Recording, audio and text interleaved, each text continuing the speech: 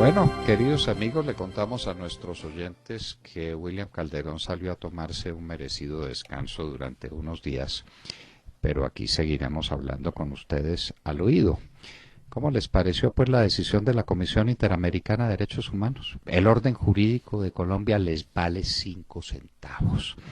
Y entonces hacen una recomendación o un requerimiento, le dan a eso cualquier nombre, y de acuerdo a la jurisprudencia de la Corte Constitucional y al temperamento de Santos, inmediatamente se suspende la decisión del Procurador General de la Nación, que queda de hecho sin funciones. Acabaron con las funciones del procurador. Destituyeron acabó destituido el procurador, ¿verdad? Claro. Fue al revés. Y eso viene legitimado por la Corte Constitucional, ¿no? Claro. El destituido fue el procurador. Es el procurador. Pero sí. de paso Bueno, y Colombia, las leyes, o sea, porque dice un oyente, y se lo resumo con la opinión de un oyente que firma como Arizona, dice: a Colombia no la están respetando internacionalmente. Ese es el sentir de muchos oyentes en el chat. Mire, y ese es el grave problema. Uno lo que tiene que observar en esto es que aquí hay una configuración constitucional donde hay unas entidades de control para vigilar la función pública. No precisamente porque Colombia sea famosa, porque aquí no tenemos problemas de carruseles de corrupción ni de ineficiencia administrativa. Entonces acá tenemos unas entidades de control que con esta medida quedan completamente suspendidas y se está dando una patente de corso a los funcionarios para incurrir en violaciones a los principios de la administración pública. Porque ¿cómo podemos decir que en Colombia no hubo garantías para Petro cuando los mismos jueces de la rama admitían tutelas y luego decían que no había legitimación en la causa? O sea que las personas que demandaban no podían hacerlo porque no cumplían los requisitos para tutelar esos derechos. Aquí lo que hay es garantías, y hubo completas garantías para Petro. Llevamos discutiendo la sanción del procurador ya más de 3 meses.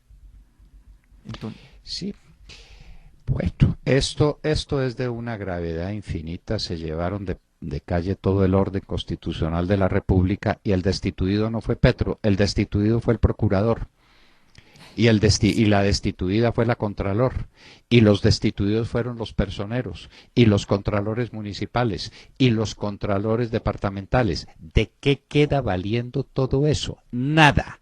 Nada, no queda valiendo nada.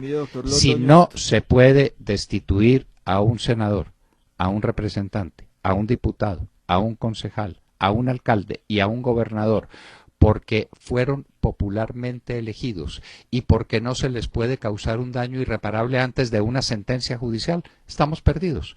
Se acabó la lucha contra la corrupción en Colombia. Así de fácil. Entonces digámosle a los bandidos, bueno, ¿cuánto necesitan? ¿Cuánto nos dejan? ¿Cuánto nos quieren dejar? Róbense todo lo que se quieran y digan después de lo robado que nos dejan.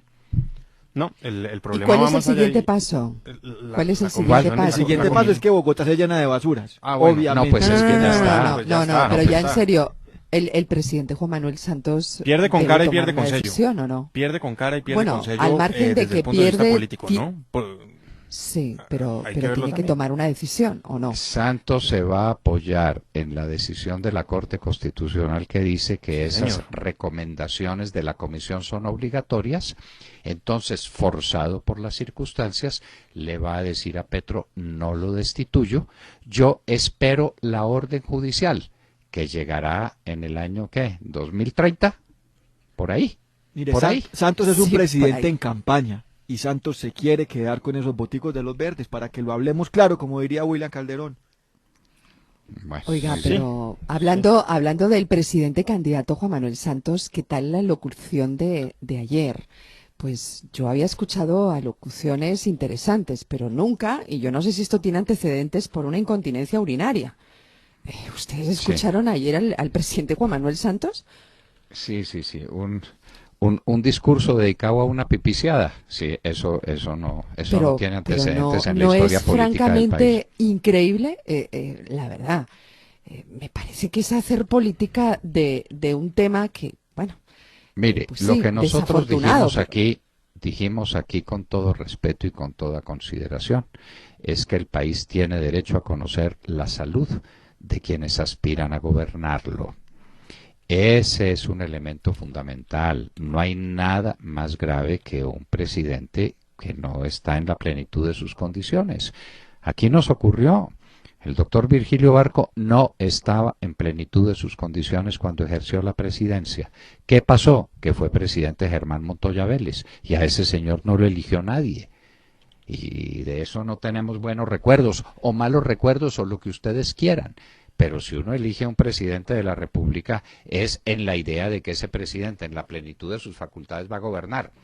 Pero si Bueno, tiene pero según limitaciones, el presidente dijo que eso era, que le podía pasar a cualquiera. no, eso no le Yo, pasa yo a cualquiera, le busqué, pasa. le cuento que hice mi investigación de a ver si esto le había ocurrido a algún presidente en la historia de Colombia o del mundo. Y la verdad es que no, pues Bueno, hay muchos episodios Franklin simpáticos, Delano pero... Roosevelt, Franklin Delano Roosevelt sufría incontinencia. Eso Bueno. hay que decirlo. Y pues no me parece, yo sí difiero un poco, no me parece que no sea causa para no gobernar una incontinencia. Que es incómodo, que presenta No, unas pero no es la molestias, seguro. incontinencia, es lo que hay Pero detrás, es la posible enfermedad más grave, ¿no? De eso se trata. Yo no recuerdo, yo conozco algo la historia de los Estados Unidos y no recuerdo que el tema hubiera sido materia de debate. Él tenía unas limitaciones por por una enfermedad que le dio que lo redujo polio. casi a una parálisis, y la gente lo sabía y la gente estaba fiada de su temperamento, de su capacidad, de su inteligencia, de otras razones. No olvide que murió muy pronto. Y no olvide que los Estados Unidos tuvieron serísimos problemas con la muerte de Roosevelt. De manera que la salud de los presidentes no es cosa de poca monta. La muerte de un presidente en ejercicio o su inhabilidad para gobernar es un tema gravísimo que tiene que ser tomado en serio. Entonces eso no es con discursos diciendo estoy en óptimas condiciones. No, una persona que está en óptimas condiciones no sufre ese tipo de accidentes. Y entonces tenemos derecho a saber eso cómo es. Y no es que nos importe. El sujeto está perdido por razones políticas, por otras razones distintas. Pero pues es que esto es bastante grotesco como para que los colombianos no sepamos cuál es la magnitud del problema. Entonces diga cuál es la magnitud del problema. Y no, señor, tengo incontinencia y me voy a poner pañales y voy a ir con pañales a todas partes y eso no prospera y eso no tiene significación. O esto es la señal de un cáncer que me va a limitar y ustedes no van a elegir un presidente, sino que tienen que elegir el vicepresidente. Sepámoslo, sepámoslo. Ahora sale Angelino Garzón a decir que si no había compasión con él, que él reclama compasión con Juan Manuel Santos y que no se lo Pero puede se la condenar cobra. por sus limitaciones, y se la cobra. Pero ahí se la va cobrando, ¿no? Obviamente, Que no tuvieron obviamente. compasión con él. Claro. Obviamente se la va a Es, cobrar, pero sepamos de qué magnitud y qué amplitud son esas limitaciones. Sepamos, tenemos el más perfecto derecho a saberlo, porque es un servidor público y porque de eso depende que tenga o que no tenga libertad de movimiento y capacidad para ir a reuniones internacionales y pues para todo lo que un presidente tiene que hacer.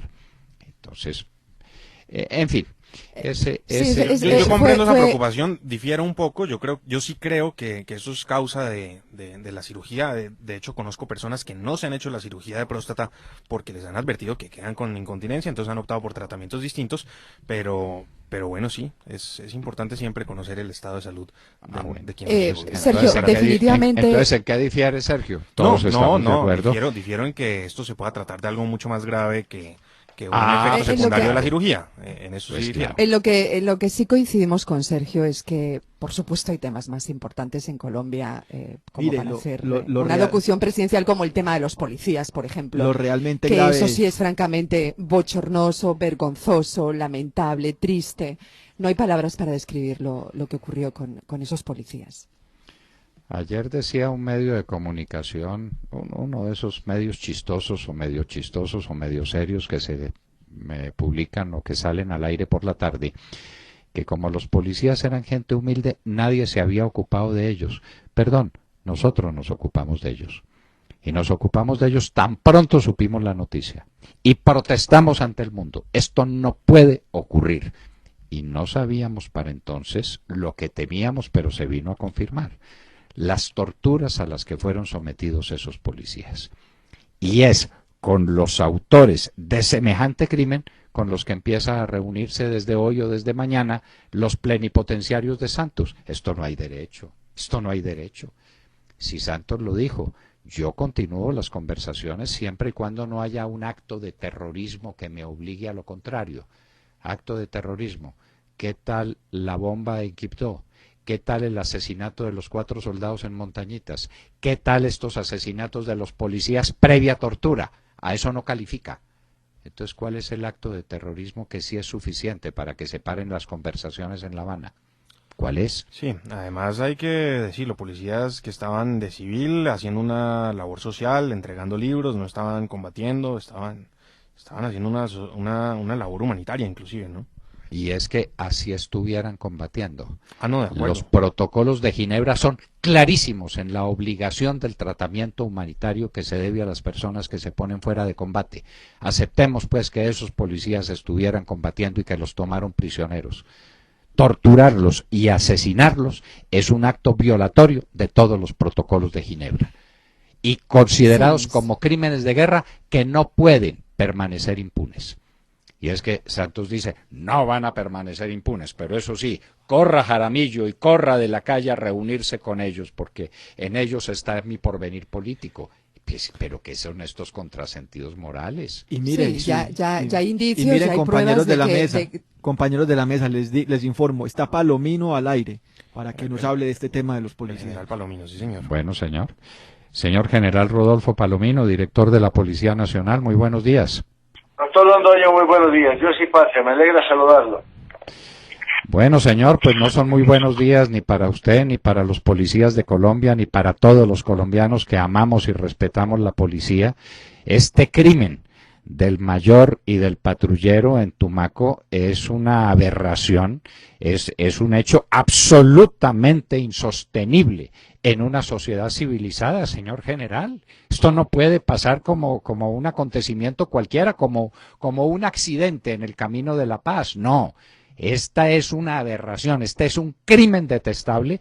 Por él protestamos, pero díganos usted algo sobre estos policías, cuéntenos de sus obras, cuéntenos de la tarea que estaban cumpliendo y de cómo esto no puede ser soportable ni para ustedes en la policía ni para ningún colombiano. Sí, doctor Londoño, estas policías que uno tendría que estar calificando sin duda alguna de hombres no solamente valerosos, sino hombres totalmente volcados a una comunidad, unos hombres que expresaron siempre su compromiso con la patria en hechos, en acciones, que sí, efectivamente estaban combatiendo la pobreza, combatiendo aquellas necesidades más sentidas que tienen los colombianos en aquellas que hemos denominado zonas y poblaciones vulnerables. Estamos hablando de unas zonas de asentamientos de comunidades indígenas, comunidades afrodescendientes, donde se han visto forzados muchas veces y presionados por la propia guerrilla para cultivar esa maldita hoja de la coca, y justamente con ellos estaban desarrollando lo que debe ser la proyección de unos cultivos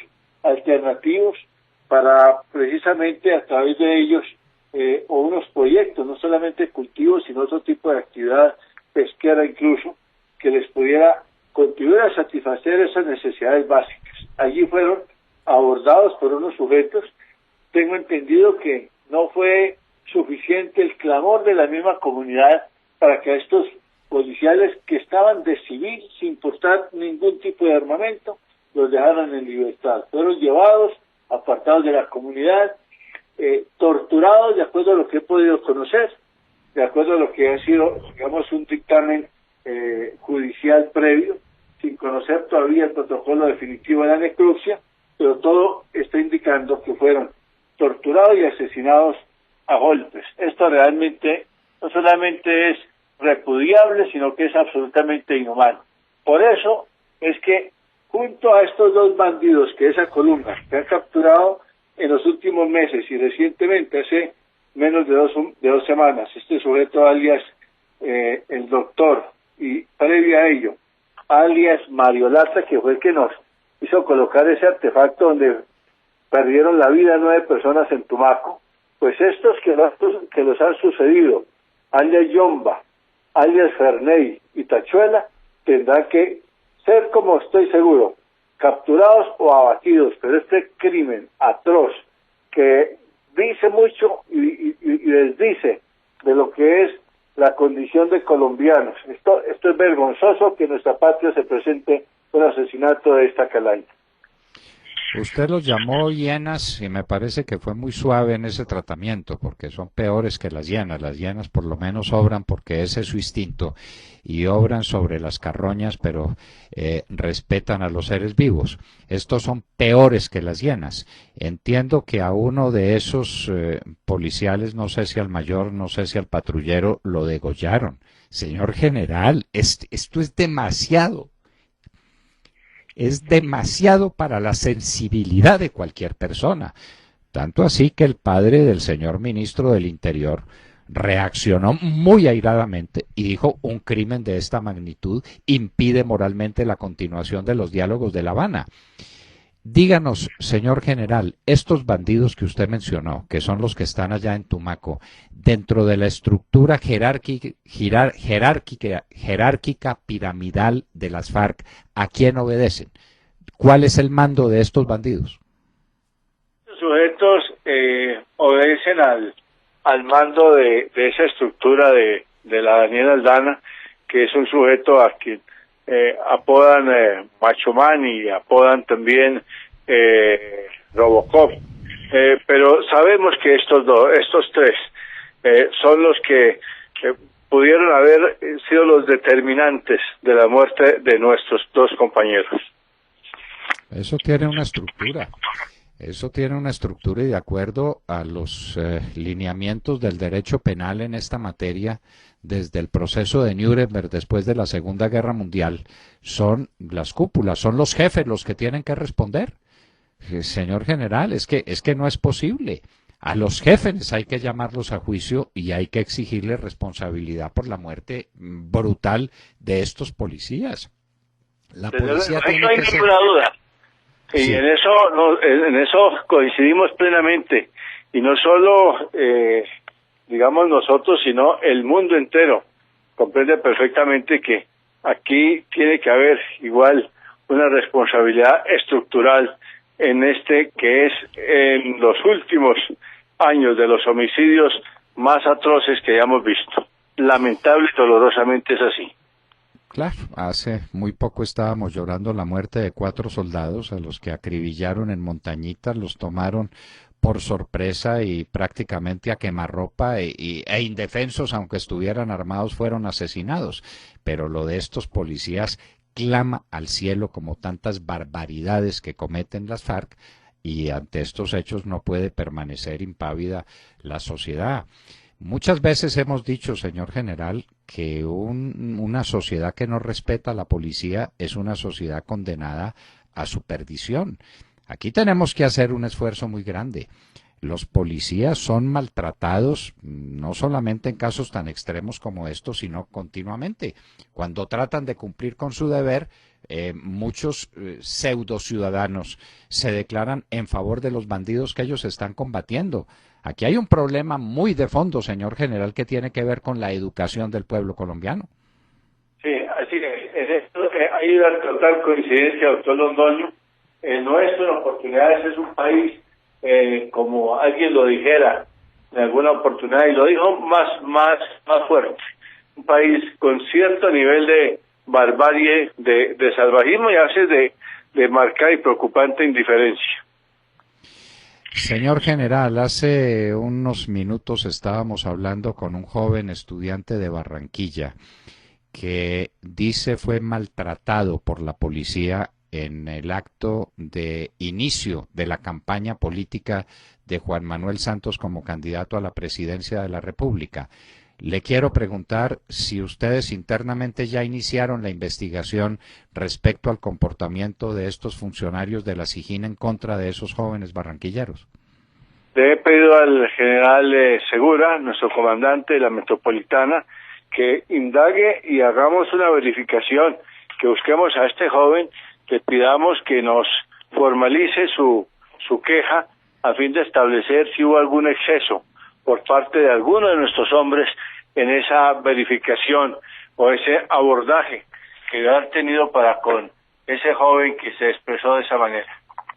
Son varios de ellos. Nuestra grabación está a su disposición. Se la haremos llegar, señor general, porque obviamente, pues en un ámbito tan extenso como el de la policía, hay personas que a veces entienden mal el cumplimiento de sus deberes, que se extralimitan y que ponen en riesgo o sacrifican los derechos de las personas, y el primero y más legítimo de los derechos es el derecho a protestar sin ofender a los demás, sin dañarlos, sin agredirlos, pero a protestar con unas pancartas, con lo que se protesta en una manifestación pública. Pues esperamos el resultado de esa investigación, señor general, y volvemos a repetirle nuestra solidaridad, nuestra indignación.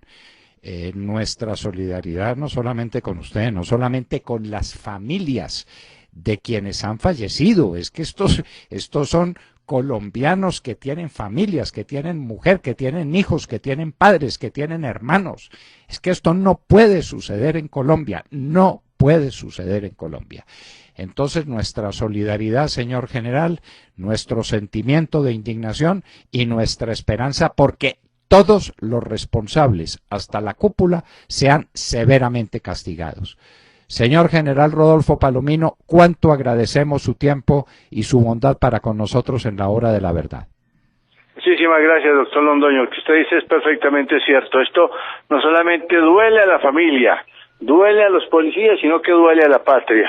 La patria mañana tendrá que guardar un minuto de silencio a las 12 del día en una mínima expresión de solidaridad para con el dolor de esta patria afligida por el sacrificio de nuestros policías.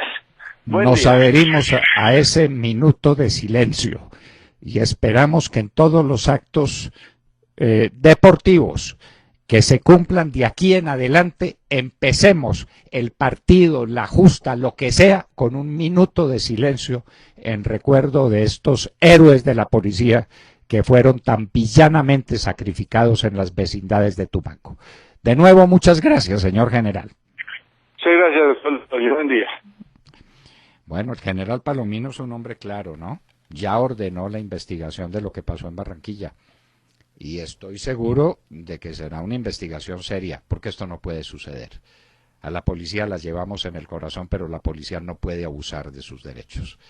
Lo que nos contó este joven barranquillero que asistió a la manifestación inicial del presidente Santos para tratar de llegar a la reelección es aberrante. Es aberrante, compañeros de la mesa. Claro que es aberrante, sí, porque es que es lo que está pasando en Venezuela. No pero dejan manifestar. Es un poco absurdo, ¿no? No, y lo que pasó en Cuba. Es un poco ridículo, ¿no? Intentar convencer a unos muchachos que portan unas pancartas contra la política de Juan Manuel Santos para que se unan a la causa de Juan Manuel Santos, pues ¿qué quiere que les diga? No es la competencia de la suena policía, un poco ridículo. Claramente. Sí, suena un poco... Reteniéndolos porque los retuvieron. Y si los retuvieron sin estar en flagrancia y los retuvieron sin orden judicial, eso es muy parecido a un secuestro. Para mí, como una gota de agua se parece a otra, como lo dijo este joven también. Eso es un secuestro, usted nos está secuestrando. Pero ni más faltaba. Tiraron una piedra, hirieron a alguien, agredieron a alguien, en absoluto. Llevaban unas pancartas donde decían que Santos es un mal presidente. Y eso es todo. Eso merece la retención por parte de la policía de ninguna manera. Estamos pues con la policía, pero no podemos estar con los abusos de ciertas policías. Les quiero contar, queridos compañeros de la mesa, que he estado tratando de averiguar quién es esta niña Segovia, que fue escogida por Peñalosa como su compañera de fórmula a la presidencia de la República, ella como vicepresidente. Me dicen que es una persona de unas tendencias izquierdistas muy marcadas, pero muy marcadas, muy duras. Y también les quiero preguntar si ustedes tomaron nota y podemos conseguir las declaraciones de Peñalosa donde se declaró amigo del aborto, de las uniones gay y de las adopciones de niños por parte de parejas gay. Sí, señor, 2 segundos, las estamos consiguiendo. Hay que Estamos preparando buscarlas, la hay que producción. buscarlas porque uno tiene que saber qué piensa la gente. Alguien que sea amigo del aborto no puede ser seguido y no puede ser respetado por una comunidad católica, porque es alguien amigo de un asesinato en las personas más indefensas que hay sobre la tierra, que son los niños que están por nacer. Este sí es un problema de fondo, pero de fondo, de fondo. Doctor Londoño, y a propósito de estos debates morales, en últimas, quisiera preguntarle para ampliar un poco algo que comentó usted ayer y que me estaban preguntando y que no quedó muy claro, ¿cómo es el tema de la eugenesia? ¿Qué está pasando en la Corte Constitucional? Que usted mencionó ayer ese tema. ¿Cómo me dice? Usted mencionó el tema de una eugenesia de la Claro, Corte claro, Constitucional. claro, ¿Por qué no claro. ampliamos ese tema que me han preguntado bastante y bueno que quede claro qué es lo que está pasando Hay con una este tema? providencia de la Corte Constitucional que vamos a buscar. Lo que pasa es que la Corte Constitucional Es que sacan comunicaditos, ¿no? Sacan comunicaditos. Y nos están anuncia acostumbrando a eso. las providencias, pero no las muestra. Recuerden que el presidente de la Corte Constitucional acaba de decir que le está diciendo a los magistrados que por favor se pongan al día, que hay providencias que tienen más de 2 años de anunciadas y no conocemos su texto. Increíble. Es Gravísimo. increíble. Deberían prohibir que se anuncien si no está listo el texto. Es que Pero por supuesto es que es una falsedad. Fundamental, ¿no? Dígame qué fue lo que aprobaron y por qué votaron si no tienen un texto sobre el cual votar.